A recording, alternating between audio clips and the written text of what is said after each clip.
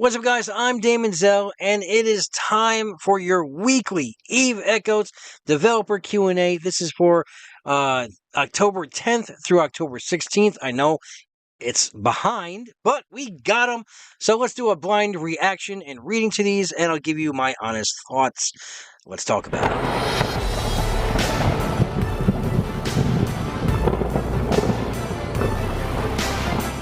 All right, we're going to dive right in, and our dev of the week is NE Water Knight, who is given the answers to these.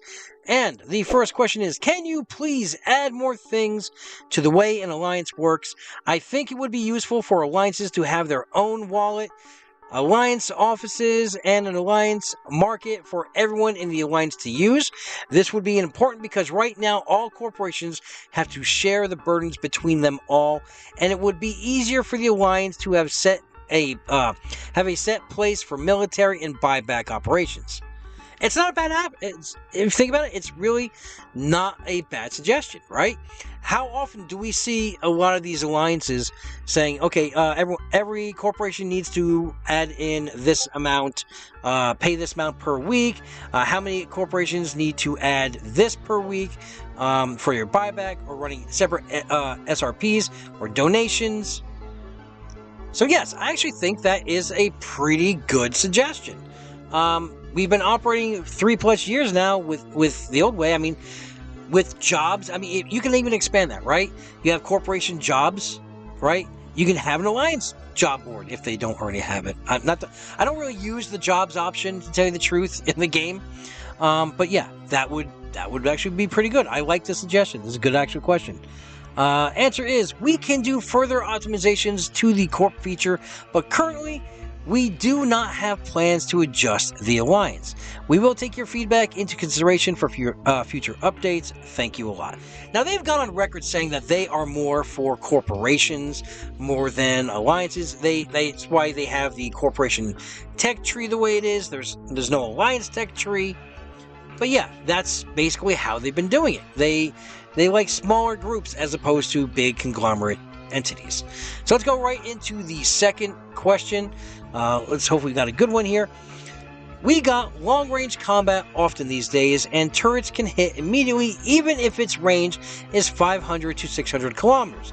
But missiles and drones have flight speed for it, so we have to wait until 30 to 40 seconds.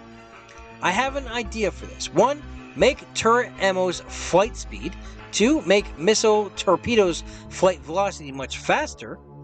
And decrease the flight time and add missile flight velocity bonuses for missile guidance computers, so it can have its range equal than previous.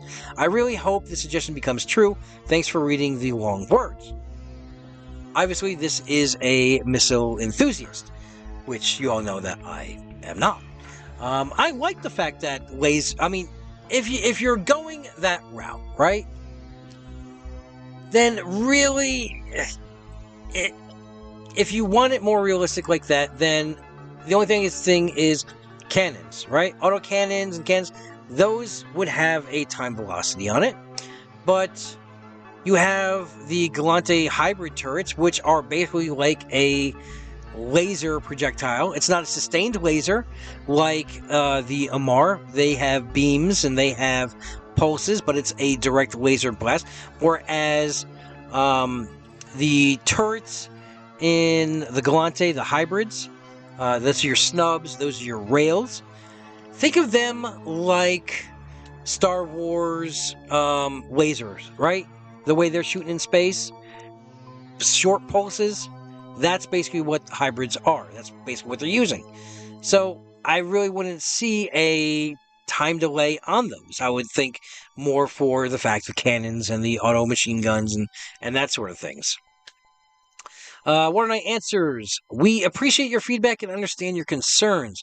Rest assured, we will discuss internally to see if we can make these changes or introduce more modules options for players to choose from.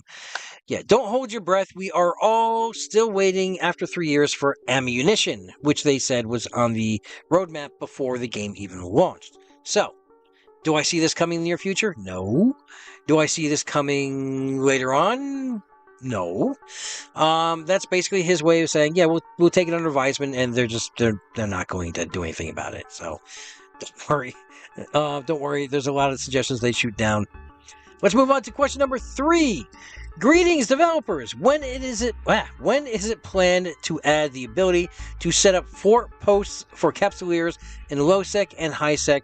And is this planned at all? Installing such stations in these systems would significantly increase online players and make this part of New Eden more attractive to new players. Now, what fort posts are you talking about? Are you talking about passes? Because can you? I don't recall. It's been so long since I played with passes. Can you? I don't think you can. Hold on. All right, I'm back. Sorry about that. I consulted someone because I have not owned a POS in over 1.5 to 2 years. Yes, you can actually put POSes in low sec. I thought you could. I doubted myself there for a second. But yeah, you can put a POS in low sec. Yeah, obviously you can't put them in high sec. But is this what you're asking? I don't know if this is the question that they're asking or not. But if they're talking about POSes, yes, you can already put them in low sec, and you can put them in null sec, but you cannot put them in high sec. So that's where I got thrown off of this. And see, this is a blind reaction. If I just looked forward and saw the answer that he said here, I would have already had the answer. I wouldn't have to go ahead and act like an idiot on Discord and ask somebody in comms and just be me.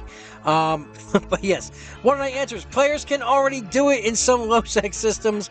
We have also considered similar options for high sec, but there are no immediate plans to open this up for you. Please do not allow passes in high sec. Because I'm telling you right, what is the purpose of putting it in high sec? Really, there is no purpose in putting it in high sec. You have all the NPC stations in basically every system, right? And where are you going to put your high? Where are you going to put in? You're just going to put it in one of the islands, right? One of the high sec islands. Well, you already have 5 different NPC stations in those high sec islands for your ISK printing machine. Sorry, I don't mean any disrespect to anyone who asked a question, but that's stupid. I'm sorry. I'm sorry. All right. Last question. Introduce a non-player character market buyer system where players can sell their in-game items for a guaranteed profit based off a fixed percentage, creating an accessible option for all players. To maintain balance, limit the number of sales per week, allowing players to choose between commendations and NPC market sales. This encourages thoughtful decision-making, diversity in-game market dynamics by designing specific regions for this new market. This approach fosters regional trade hubs and ITCs, enhancing economic diversity. Implement a peer-to-peer transport contract system to enable secure good transport between regions, providing new opportunities for traders and haulers, enriching the in-game economy. Now, this is a well-thought-out, worded question. This is someone that plays the market.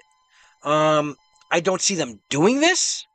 It would be phenomenal. We talked about this 2 years ago when they first brought in the insurance system and when industry broke down and how you could fix things by allowing an NPC to buy up the contracts that you're putting out there for these insurance builds so that there is actual destruction in the universe. But yeah, this is... I would love it if they implemented this. This is a fantastic option. I mean, obviously, there would be people that break the system that would be able to find loopholes in it and everything. But Waterknight says, hi there, we've been thinking about the events related to the market and our economic system. Thank you for reaching out to us with your idea. We will definitely consider your suggestion and see if we can incorporate it into our game. God. Okay, I enjoy the dev Q&As, but this is 2 weeks Waterknight's been on here, and he's been giving non-answers, right? Just no, or yes, we will consider that in the future. We thank you for your feedback. And it's basically just to shut you guys up, is what they're doing. Bring back the devs that answer these with actual answers, right? That's what I'd like to see. So, that's our blind reading and reaction for this week's developer Q&A. I hope you guys enjoyed this. I always have fun making these. So until I talk to you guys again, have a great week. Have a great weekend. Fly safe. And remember, we're always one vision, one purpose, one friend.